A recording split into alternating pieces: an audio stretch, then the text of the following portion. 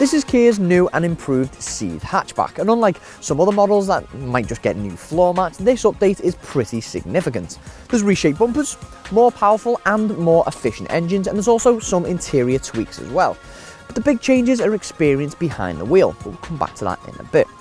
Two other major additions include a brand spanking new Eco Turbo 3-cylinder petrol, which we've got today. There's also a new GT line trim, which adds some unique touches on the outside, like 17-inch alloy wheels, extended side sills, and some black detailing.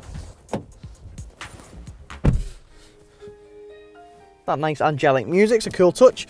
Now, the GT line flair continues on the inside with some unique seat designs, leather-wrapped steering wheel and gear stick, and alloy pedals. The GT line model's actually quite tech-heavy as well. You get this 7-inch touchscreen, which got a reversing camera and sat-nav. If you strip all these GT line trimmings away though and just go for the entry-level 1 model, then you still get plenty of kit with the likes of a radio CD player, Bluetooth and aircon. Build quality is pretty solid. There's definitely not too many cheap plastics about, and there's actually some nice gloss finishes thrown in.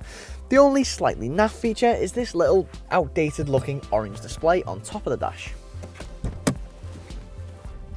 Practicality in the Cee'd is pretty good all around. I mean, there's loads of leg room to keep you comfortable, and there's actually a fair amount of headroom, especially when you consider how stylish the exterior is.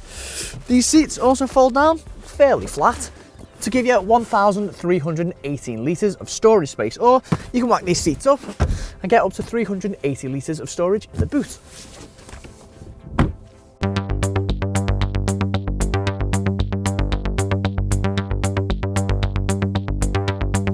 Before I go off on one about the new 3-cylinder, I just want to say that the Cee'd is still available with the entry-level 1.4 litre petrol, which is so-so, and it's also available with the 1.6 litre diesel. Now, that comes with increased efficiency, more power, and a new 7-speed automatic gearbox. But the big news is the new 1 litre 3-cylinder, and that comes available with either 98 brake horsepower or 118 brake horsepower. We've got the 118 model mated to a 6-speed manual, and unlike small 3-cylinders from the likes of Ford or Vauxhall, we've actually found the acceleration in this engine much more gradual instead of the throttle acting like an on and off switch. And yes, you still get that trademark 3-cylinder growl when you put your foot down. Now, it could be argued that gradual acceleration means less fun, but it actually just means the Cee'd's easier to live with. But don't get me wrong, drop a few gears and there's still plenty of punch, and this can reach 60 miles per hour in just 10.7 seconds. The best way to describe the drive in the old Cee'd was that it was, well, meh. But that's not the case with the new model. Kia's boffins have made the steering more precise and engaging. There's also a fully independent suspension, and that means it handles better than ever before, and it's also incredibly comfortable. There's even torque vectoring to minimise understeer in the corners.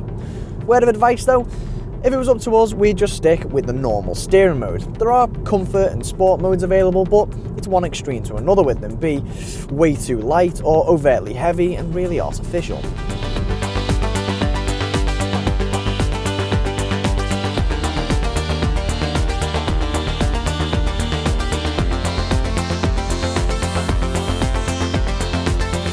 So the Cee'd has clearly had a significant overhaul.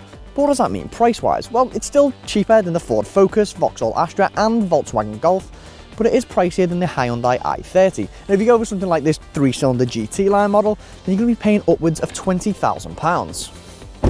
But the new Cee'd is definitely a milestone for Kia, and a few years back you might have just thrown the Cee'd in the same bracket as a lot of run-of-the-mill hatchbacks, but now with its improved drive, it's a serious competitor to class leaders like the Ford Focus. And let's not forget, you still get Kia's 7-year warranty. What do you think of the new Cee'd? Let us know in the comments section below, and don't forget to subscribe to our YouTube channel. Click on the inquire button to find out more details about this car, and for any other models, visit carkeys.co.uk. And to watch more reviews, click one of the links on screen now.